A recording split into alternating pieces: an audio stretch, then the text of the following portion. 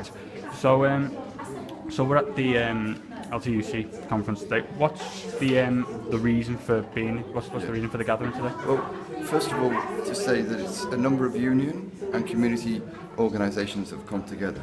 So although the Liverpool TUC has paid for quite a lot of this and so forth, we've worked in a very collective, democratic manner with some union branches, the UCU from Liverpool University, Liverpool Against the Cuts, Swan against the Cuts, and so on, the women's campaign and stuff. So the idea is we're trying to unite the different struggles that are really real struggles.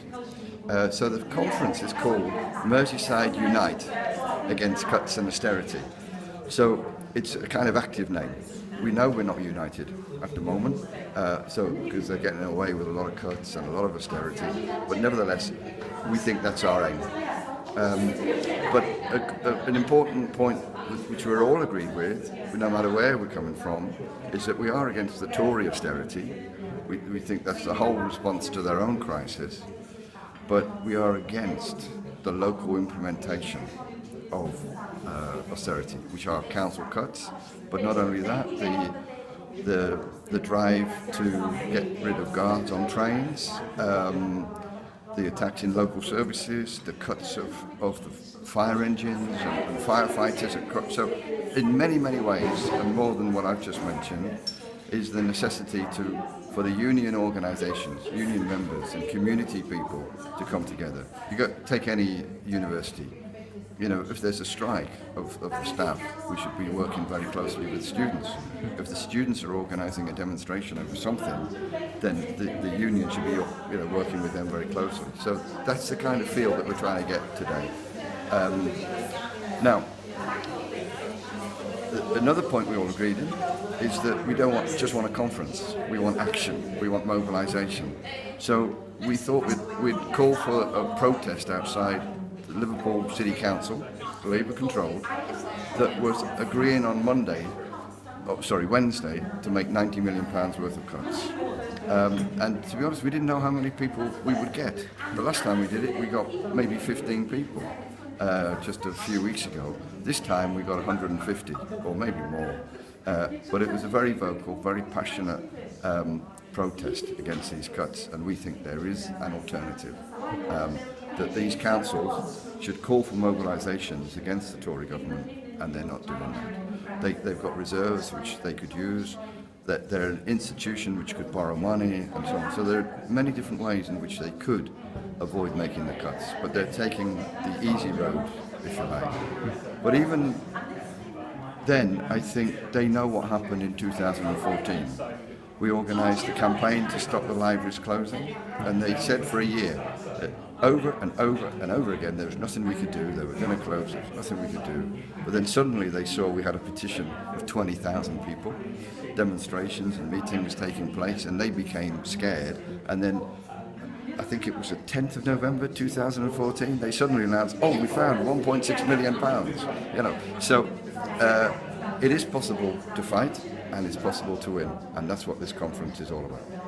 So you mentioned before about the best turnout for sort of protesting against cuts. Do you think people are waking up to the reality of cuts, or do you think it's just it's got to the point where the cutting that deep now, where people feel like they've got no other choice but to sort of stand up? I think it's the latter. People, no one has liked these cuts, and the protests against them have gone in waves. So in the community, I'm the secretary of Swan Against the Cuts. We've been meeting every 2 weeks for the last 4 years, and we continue to do so. And our meetings go up and down according to the issues that are happening.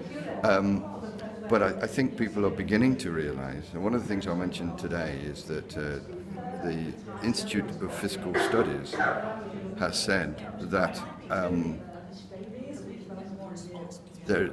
to add to what people have already suffered, so our contracts, casualisation, there's a whole new load of welfare cuts coming down, some of which I've already mentioned. But this process, in their opinion, will continue for 30 years or something like this. So it's a continuous process, and they talk about 8 lost years of wage increases. And if that's a problem for people at work, then for those who don't have any work, it's an even greater problem. So we also campaign against the sanctions for people who are getting cut off through no fault of their own. So I think you do get a feel that the movement is going to start again because people have no choice. It's not just a good idea.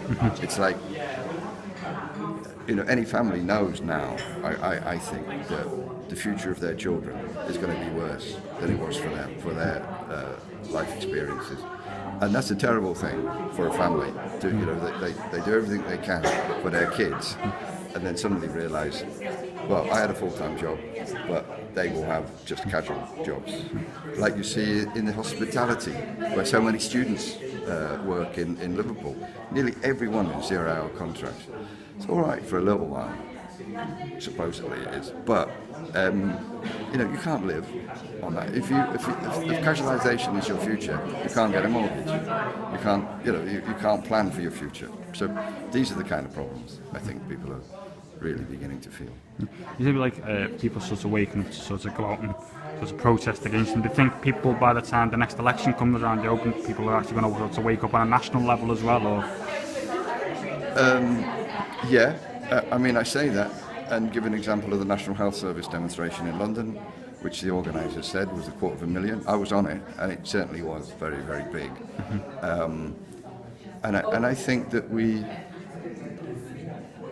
I think we start the fight now, really, because Alt One Against the Cuts doesn't agree with the Labour Party, for example, in making the cuts. So we've stood in the local elections. The last time, in May 2016, we got 12%, came second out of 6 candidates.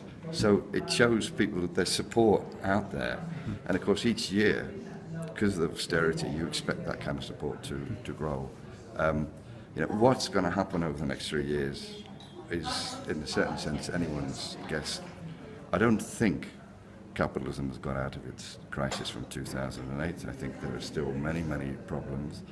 And often they're resorting to the old practices to overcome the problems of 2008, which they created by doing the practices they're doing now. So it's a kind of very cyclical sort of process. But I want to say that we're living in a very changing situation, so everyone has to think deeply about what's happening. Suddenly Trump gets elected. On Wednesday, not only were we outside Liverpool, but women across the world were organising huge demonstrations and strikes, like Argentina, California, Italy, Poland, I think. So women realise, with all this world austerity, the oppression amongst many, the women, black people, LGBT, so on, the oppression is increasing. And if we want to look at our future, which you can look at Latin America, we of course hope it doesn't happen here, but in Argentina, one woman is killed every 30 hours. So that's why there were huge demonstrations, and the women marched to the unions and demanded they come out on strike. And I've not yet had time to read exactly what happened, but I know it was quite a big, event. That's